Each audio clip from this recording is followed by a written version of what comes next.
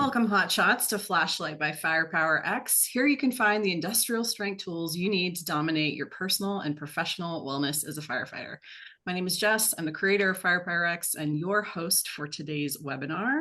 It's my pleasure to introduce our special guest today, firefighter paramedic Ryan Hill. He's been in the fire service for over 12 years in roles including paramedic and promoted engineer.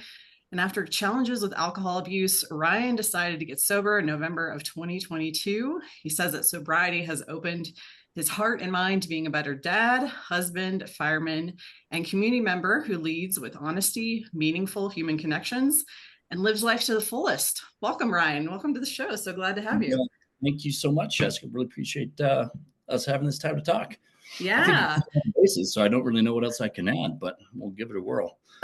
From what we have talked about offline, I know there's so much more to you than what you gave us in the bio. So can you tell us a little bit more, just so our viewers get a fuller picture of who you are and what you're about?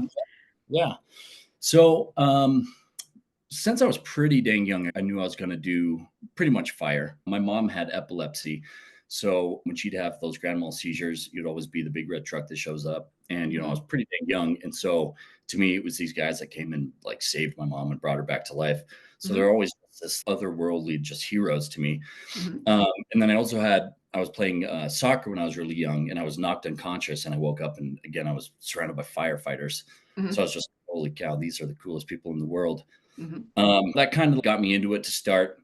And then it was actually, I was only 13, but 9/11 somehow just rewired my brain. I was young, but I became like incredibly patriotic at that time. I started just like loving my country and just knew I had to serve in some capacity. I was thinking I was going to go the military route. And then I was actually training to go into the military into OCS after I graduated from ASU. And that's when I met my wife.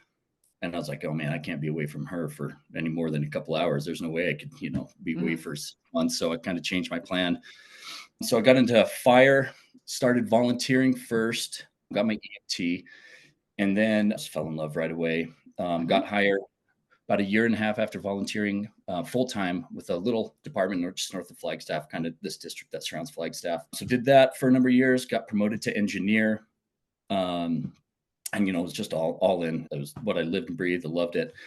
Then there were just some traumatic things that happened in my personal life. That's a small mountain town up in northern Arizona. And between dealing with my dad's alcohol addiction, which had completely ruined him and essentially ruined our family, he got to the point where he's essentially homeless. Oh, wow. So dealing with that, and then my best friend, like I considered him brother, that I grew up with. We played high school football together. We went to ASU together, lived together there, moved back to Flagstaff together, or lived together there. He became a cop. I became a firefighter, and we had that thing going on the whole time. He's my daughter's godfather, so he's very tight with my family. He committed suicide in September of 21, and that just kind of changed everything for me. He lived pretty much down the street from me, so I'd pass his house like every time coming home. It was just too much living there. And on a lark, my wife and I decided to move to Denver. That's where her sister lives, and I have some friends that I grew up with that live here. And so, just one night we were up till 4 a.m. just talking about it. And then the next morning, like, holy cow, we're going to move to Denver, aren't we? So ended up moving out here. I had a 1 and a 3-year-old at the time. I was leaving a good job where I was doing great. My wife was a nurse, so she'd get hired anywhere. I look back now and I'm like, how the heck did I do that? That's like so stressful to thinking that was only 3 years ago. Yeah. Just like taking my family and moving to a brand new city. And then, I thought I was a hot shot being a promoted engineer medic. So I thought it was going to be super easy to get hired. And it turns out it's still challenging. And so that was humbling for me, which was good. I think I needed some of that to not get hired right away. So it was a good like 6 to 9 months of not having a job. And that kind of made things worse, the spiraling with like the alcoholism and trying to find a job and all that. Yeah, that kind of like just made everything worth it as far as drinking goes. And then I was able to get a job at the department I'm at now. I mean, I'm sure we'll get into these topics separately, but I've been there for 3 years and just life couldn't be better now. Awesome. Thank you. That was a big lead up. We all have addictive tendencies, I think, of like where when we really get lost in something, it's like, oh crap. When for you did you recognize like we're in problem territory with alcohol? Was there a defining moment where like, shit, I got to do something about this? There was. I guess I'd always just knew I liked it a lot. I went to a huge party school, probably way too much there, but I just, whatever. I'm in college, it's part of what you do. And then, like I said, Jarrett, he was my best buddy. Him and I were drinking buddies, so we moved back together. So we just drink together all the time. And again, it wasn't affecting my life really. So it was just kind of like, yeah, I do it a lot, but it's not affecting my life. But then I noticed that I was drinking like during the day. My wife was pregnant. I was just staying home with her because she couldn't get out of bed. And so I was bored. And that's when, instead of drinking at night, I started drinking during the day. And that's kind of, the impetus for that kind of happening. Yeah. So that's when I noticed that there's something wrong. I shouldn't be drinking at noon. I never lost my temper. Most people couldn't even tell I was drunk. I just kind of maintained a buzz all day. I never did anything, like abusive at all or anything like that. But it was something to kind of numb me. For my wife and I, it reached kind of her limit for sure. And I guess thinking back now, my limit when she was at work and I was watching our daughter at the time and I was drinking like I was, and I just took it way too far. And I just passed out in the middle of the day while my daughter was in her crib crying. We had a camera that my wife was watching. And so she, ran home. That was the first time where it's like, this is a big deal. Yeah. I hadn't forgiven myself for that's looking back. I'm like, holy cow, man, how did I let that happen? That incident was like time to clean my act up. Of course, like all other alcoholics, it takes way more than one to, finally get through. But that was a big one where it's like, something's got to give. Yeah, it does. When you're really into something, it does sometimes take a couple of incidents from my own experience. It's wild. So Through hell and then hell and then hell, and you keep going back, and it doesn't make any sense. But I know you mentioned a lot of things, but you mentioned boredom, like as one of the things you were doing to soothe. Looking back now, like what are some of the other things you were kind of soothing? Was it your friend's suicide? Was it like, what were you actively trying to like soothe for yourself? yeah, after suicide, that's when I definitely kicked it up a notch. So I know I was definitely just trying to. That was my escape for those emotions that way for sure. Yeah. There's the halt thing, the hungry, angry, lonely, or tired. Those are like four of the main reasons why people will drink. Oh, okay. It really was just like the bored. Can you unpack that? I've never heard of those four before. Yeah, I actually heard that first from an Aurora guy that I was talking to, counselor, and he asked me the same question. He's like, "What makes you do it?" And then I was like, "Oh, normally it fits into the halt. So it's you're hungry, you're angry, you're lonely, or you're tired." Oh, okay. For me, I guess the boredom and the tired thing, I think that's what I told him actually was like, yeah, I just would it'd be noon and I'd be tired. And I know that having a shot or having a drink would give me some energy and make me want to go do stuff. Yeah. It's like any other drug. It just, for some people, it just makes mundane things less mundane. I think that's how it worked for me. If I was at the house and I was cleaning the house, why not do it with a buzz? Yeah. Having been in the fire service, I recognize that boredom aspect.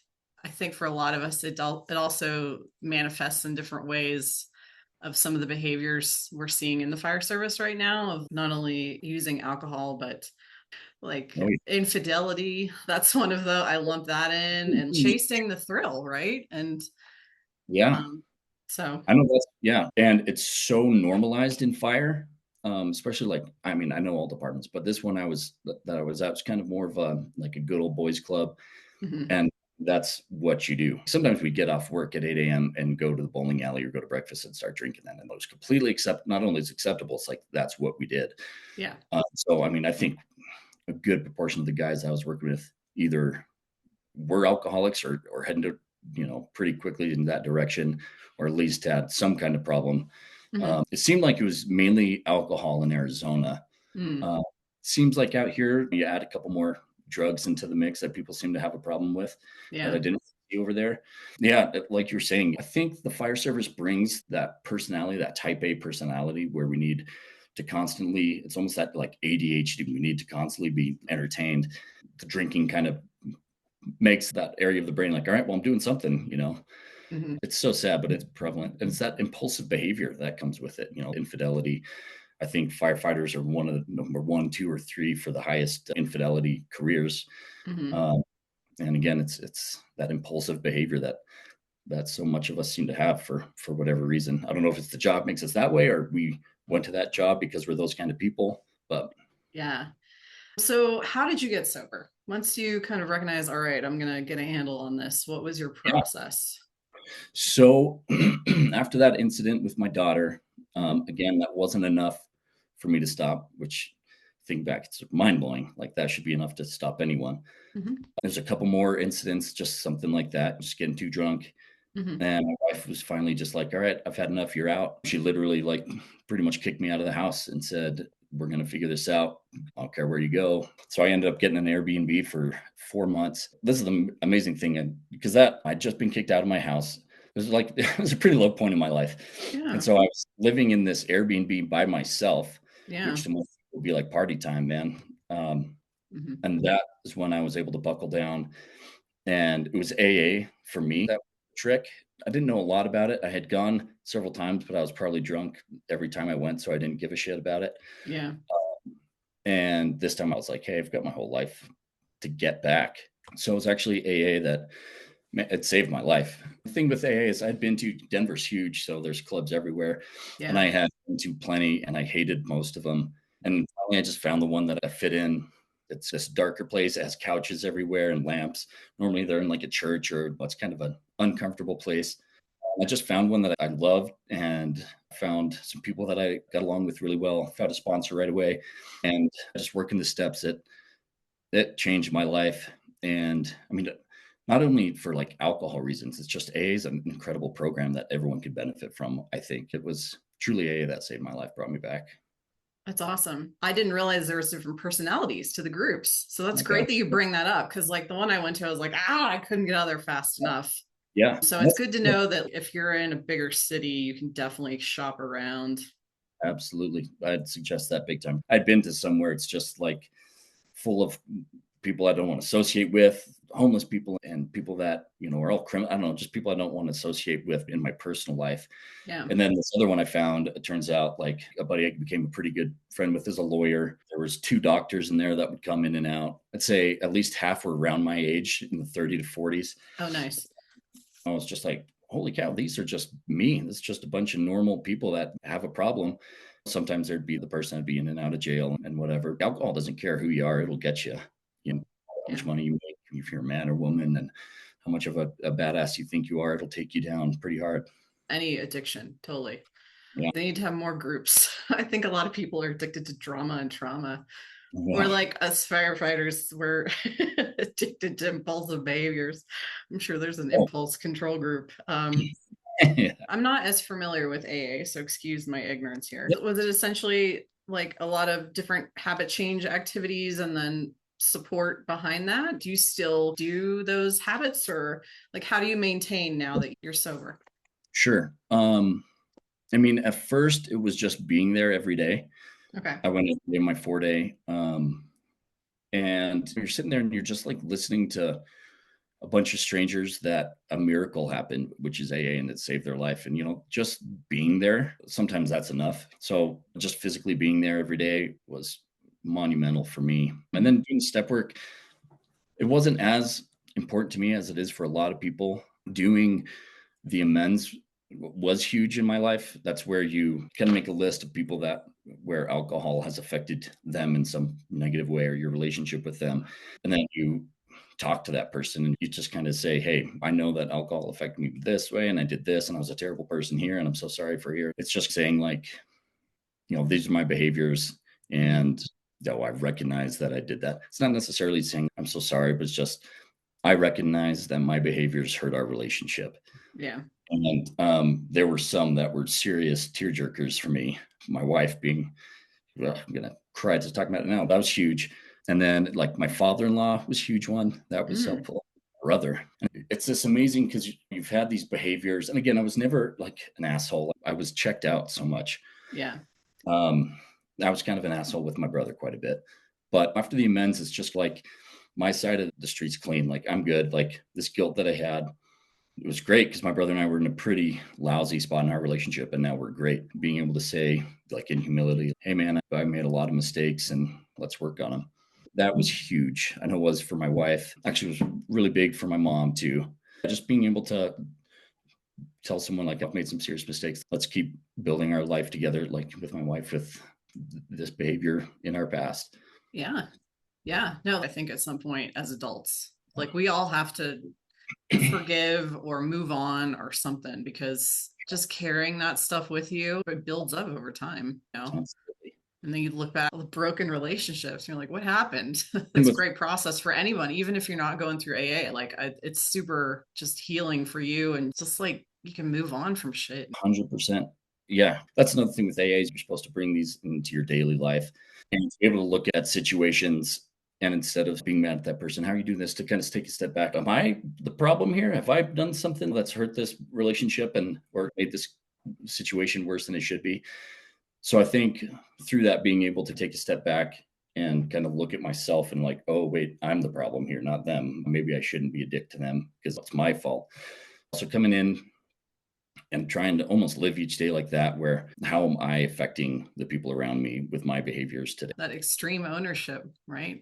It's almost invisible, the role we play sometimes in our own chaos. Yeah. Let's talk about your wife. Let's talk about your finding your ride or die and how Yep. that relationship transformed after you made amends with her. Yeah. Yeah. Well, let's see. We've been together for 13 years. So we met when she was 20 and I was 22. And I was a bartender and she was a server at this Mm-hmm. little restaurant. And she was in nursing school. She's a rock star and knew what the hell she was going to do. I was pretty much still just a lost 22-year-old. Um, so even from the beginning, it was her help me figure out like, oh yeah, I need to actually sign up for my EMT class. Thank you. She was instrumental in just kind of helping me figure out to this day. I mean, she schedules our life. I wouldn't know when to wake up if it wasn't for her. Mm-hmm. But we've been together for a long time, been married 9 years this year. For all intents and purposes, have grown up together. Our whole adult life has Yeah. been with each other. And there's been some super high and super low times, super challenging times. But it was amazing coming together after not living together. And I didn't know this until months after we got back together. But she was like, she said she was 99% sure we were getting divorced. And the Wow. whole time I was 99% sure we were getting together. So I had no clue that I was that close to losing everything. Yeah.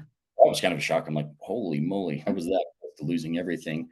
We were broken, after that. Like, kind of, we figured out that what we were doing, we loved each other, but it got to the point we had two kids. We were almost just like roommates. Like I said, Yeah. we still loved each other, but that passion and that, just that like connection was just, I don't want to say it was gone, but it just wasn't that passion anymore. So after we came back together, we kind of tore everything down and say, let's start over and let's Mm-hmm. start dating each other and let's learn each other again. And we came up with two rules. They're simple, but they've been like instrumental in changing our marriage. Just don't lie, Okay. ever. And, you know, we try our darndest, but, Mm-hmm. you know, and then if there's anything on your mind or anything that's bothering you, say it now, get it out there. Okay. Um, and so that was kind of a hard one for a while because we found out there were some behaviors we'd had that the other person's like, I hate when you do this. And you're like, I've been doing that for 9 years. Like, why did I tell you? Tell me. Uh, That was the thing that has just completely changed us because those little resentments, it's a cancer in a relationship. And that one thing can grow and grow, or it could be 1,000 little things. But if you just keep it in and you start resenting them, and then that resentment leads to hate, and then that leads to anger, and it's all over from there. So I think the number one thing to avoid in any relationship is not letting the person know, like being honest with them. If you don't like something, tell them. It's uncomfortable. Just the other day, we were in my kitchen and mhm. yeah, we were cooking and she was just not talking to me a lot. And I was like, Mhm. "Hey, all right." She's like, you're just really annoying to me today. I was, hey, thank you. And like, She was able to tell me and get it off her chest for whatever reason, doesn't really matter. And then after that, she's like, all right, I think I'm good. I just, for some reason, if you hold that in, then that grows and it festers. Yeah, it's just been amazing to be able to. And like I said, some of these conversations are ass kickers when it's the Yeah. person you love and the person you live with and you've made a family with. And you have to tell them, like, hey, this thing you do sucks and I need you to stop doing it. Especially when it's a curveball and they don't see it coming. Some of those conversations were tough, but I cannot believe how close we got just from doing those two things. Yeah. Uh, I was going to ask if you feel the need to change for everything that she mentions, or is it also just for her to just vent it and have it off of her chest? that's a good question. I can't think of anything. I mean, the drinking was the thing I needed to change. This is the weirdest thing, Jess, that came out of this. And I've yet to figure out how or why, what it means. But Uh-huh. we came back together and it's the closest we've ever been by like miles. Like I love that woman more today than I did on our wedding day. Like I Mm-hmm. adore with her. But in that, since we already went through hell together, I'm so confident in our marriage and our relationship that I don't care about making her mad anymore. I spent so long on eggshells and on a knife's edge because I drink. There's all this stuff that if I did the wrong thing or said the wrong thing, it would set it off. I was always just like way too nice, and I wasn't being like me, 100% me, because I was scared it'd be the one thing that sends it off. And now, after going what we went through and knowing that we are just made of granite together, like I said, so saying that I don't care what she thinks. Of course I do, but I'm the most me I've ever been now because Yeah. she accepts 100% of me now. And Yeah. there are these things that I used to hide and that she didn't know about me that she knows now. It's been cool for the first time ever with someone else being 100% me. And she knows everything about me, like the good and bad. And if Yeah. she hasn't run away yet, like she's not running away. And to have that kind of connection where no matter the ugliest side of me you see, you're going to stay, man, that's a new level of a marriage that I didn't know could exist. That's like, of course, I care what she thinks, but like, I'm just going to be me. And if she has a hard time with it, she'll tell me. And if Yep. it's something egregious, I'll try and fix it. But I'm me and she's her. And turns out we like each other that way. And instead of like trying to come together, we've almost become more individual. Yeah. Um, that Mhm. makes us closer. Where Yeah. it's not like the marriage that's the biggest thing. It's like it's me and her, and we happen to be married, and we Mhm. happen to love each other, but we didn't put 100% of our focus in making the marriage work. We Yeah. put it on becoming the best versions of ourselves, Mhm. and that made marriage incredible. I love that. Yeah, how much of ourselves we trade for social acceptance. Like I'm like, I want to be in a relationship with you, so I'm going to conform myself to what I think you want. But every time you do that, you give away a little piece of who you are. And then what do you end up as in the end? Like you're not you. And you Yep. do end up resentful, and that does exactly kill relationships. It's like, Absolutely. but we all just want to be loved and accepted. It's this trade-off.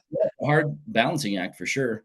And Yeah. she always tells me that I'm unapologetically me, and that's what she loves, And Hmm. it's relieving that you don't have to, like you were saying, yeah, you don't have to try and be this or that to be accepted anywhere. It's just I'm going to be me, and hopefully that works out. So is this your new SOP?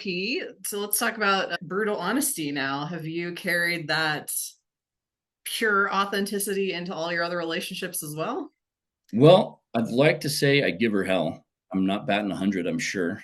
Mm-hmm. Um, but it's amazing when you go into every situation, and again, like shitty ones or great ones, and you just are super honest about it. And even things where I've made big mistakes or I was the bad guy or I did something stupid, which I do plenty of, if you're just like honest, like you get more respect that way. And they look like it's instead of trying to look good, if you just say, holy cow, that was me. I'm so sorry. I screwed that up. Then instantly it's like, okay, well, you're good then. When, Mm-hmm. I don't know what it is about alcoholism that turns you into the biggest liar in the world, but it happens to everyone I know that suffered with alcoholism is you start lying about everything, like tiny lies. It just becomes like the smallest things that completely inconsequential you lie about. Really? And so your whole life is based on these lies and it's exhausting. and live life the other way where again, it's not like you don't care what the other person thinks, but you don't care what they think. You're just going to be honest with how you're feeling in the situation. I mean, it's made relationships at work better, at home better. I know I don't do it all the time, and Mhm. I could constantly work on being better. But the world just seems to be so much simpler when you don't lie. Yeah, you don't have to keep the front up. The truth is way easier to maintain. Yeah, well, in the long term. In the short term, it can be a lot harder to Mhm. tell that someone's gonna hear something that they don't wanna hear, or you looked foolish, or you did something moral, whatever it was. So short term, it can hurt, but long term, it's definitely the best game plan. Do you use this with patients too? Do you find, You? yeah? How do Like my they pa how do they I react? I feel like it's better for everyone. I see a lot of medics and people just if you're with someone who's really sick or really hurt, just kind of not telling them what's going on. I'm Mhm. just like, "Hey, man, I think you're having a stroke right now." And a lot of people be like, "Well, we're not sure what's going on. Let's go to the hospital and get you checked out." I think it's a respect thing. It's like I'm going to respect them enough to be honest with them. I'm not going to be obtuse about it and say, "Holy shit, your brain's fucked up. You're going to die." There's tactful ways to do it, but I've noticed that, yeah, with patient care, they respect that. That's what they want to hear. They don't want to be lied to for sure. They Mhm. don't want to be patronized. For the most part, I feel like people like hearing it straight, what's going on. And yeah, again, it can be kind of hard sometimes, but What it about with tends. leadership? How does that approach work with leadership? Well, luckily, I get along with my captain really well and my Mhm. battalion chief really well. Again, sometimes like the brutal honesty is short term will get you some weird looks. I haven't been in a situation yet where it would jeopardize my job That's good. or and I hope I do the right thing.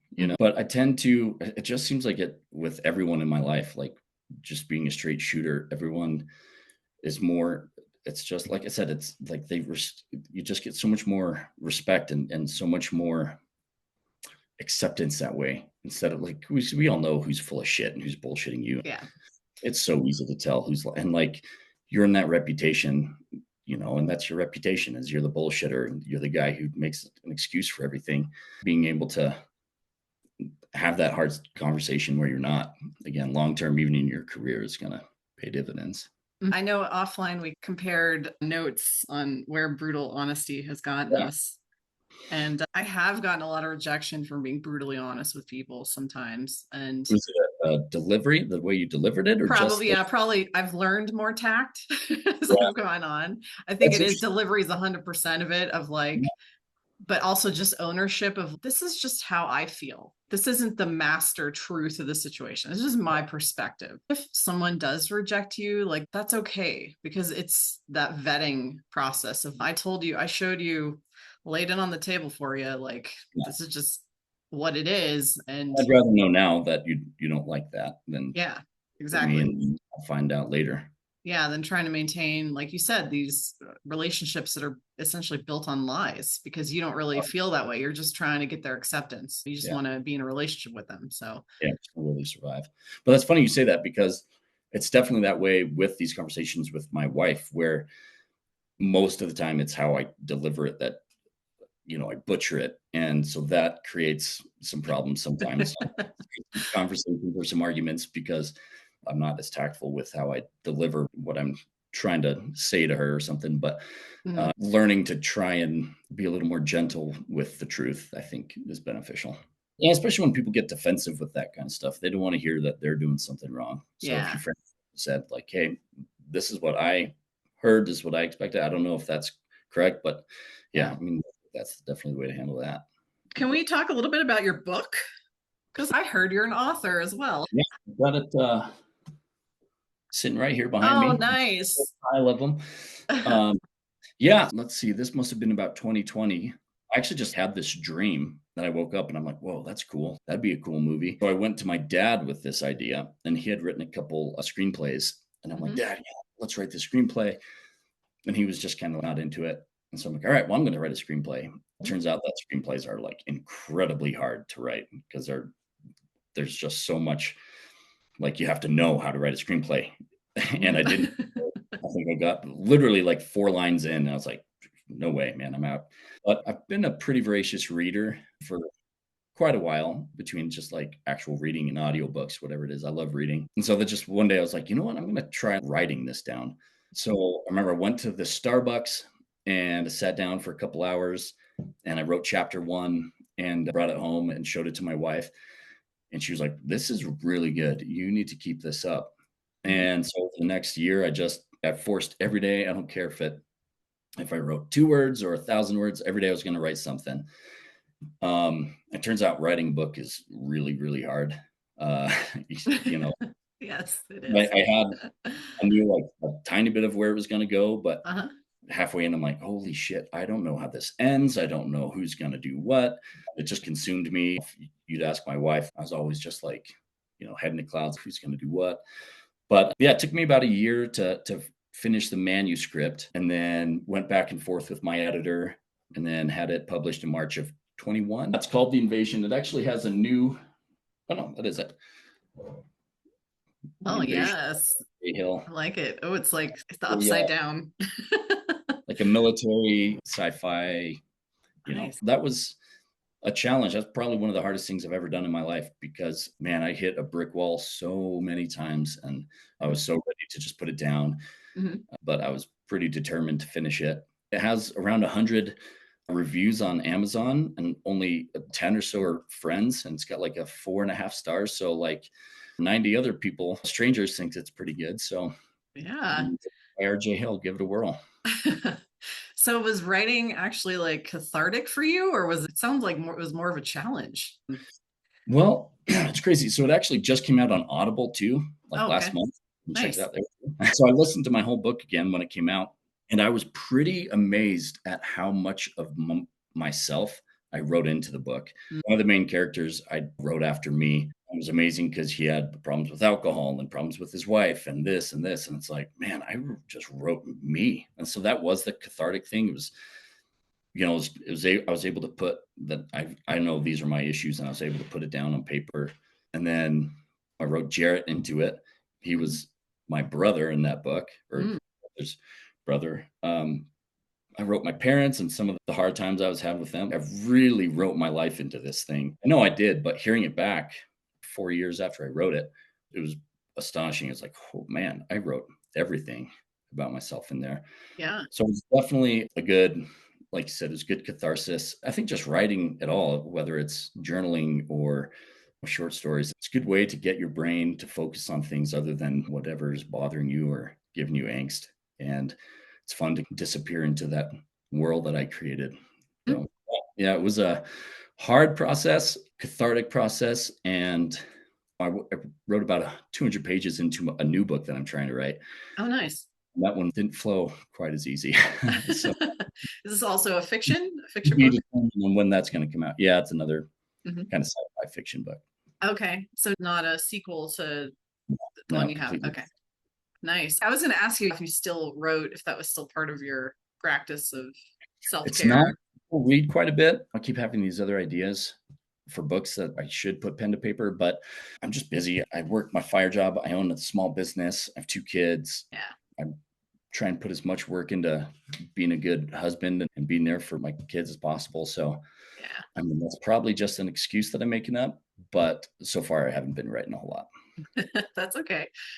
Is there anything else we haven't really touched on today that you would love for people to? I guess just like the mental health in the fire service or first responders, police, we can carry around a lot of baggage. And I think holding it in will lead to things like alcohol abuse or drug abuse or um, cheating on spouses. And luckily, the fire service is focusing on mental health now, saying, hey, talk to somebody, here's a list of counselors or something. Mhm. Not even too long ago, it was like, buck up, it's part of the job, tough it out. So Yeah. that's a good change. But actually doing it is huge. Finding that community, whether it's like for me, it was AA or even a counselor or, whoever it is, it can be pretty devastating on your psyche with some of the stuff that you run into. And just trying to tough it out yourself tends to, what I've seen, lead to some pretty bad behavior.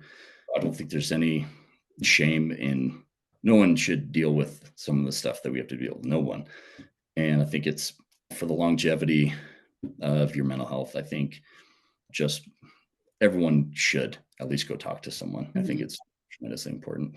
I know as a personal trainer, you understand it takes lifestyle changes to be really physically fit, right? And it takes lifestyle changes to be mentally fit. I still feel like the fire service, and correct me if I'm wrong, is still here's 6 sessions with EAP, go deal with it. Sure. But really that's a band-aid on a bullet hole. Like Yeah. the Or it's hard almost like work. somebody's covering their ass. It's like, well, we offered you, you know? Yeah, but like the real work that it takes on the individual's part to be motivated to this, I want to change this. This isn't acceptable anymore in my Yeah. life, you know. And especially because I know it personally, but especially with like alcohol and drug stuff, like it's a horrible problem with PD and fire. Like I know it is. I get it. It's a way to numb stuff. It's an escape, or it's because you have 4 days off and you don't know what the hell you're going to do with your time. But that'd be something that's worth nipping in the bud early because I was got it early enough where Mhm. it didn't ruin my life, but I was so damn close. And I know so many people that weren't able to nip it and their life is just in the garbage. So especially like, man, if you have any inkling that you have some kind of substance abuse problem, like do everything in your power to talk to someone about it or go to an AA or whatever it may be, because that will ruin you quicker than anything else. It's challenging, but you can overcome. I really Yeah. believe people can change their habits for the better. Yeah. And So it's hard, man. It's the hardest thing I did. And talking to other people that have done it, it's like it's one of the hardest things you can do for sure. But your quality of life and the new life you get after it, it's incredible. do you ever see people and you're like, oh man, you're walking down the road right now, like you can see kind of the little tells in their behavior of like, and what do you do? Do you say anything? You're just like, oh, you're gonna figure it out.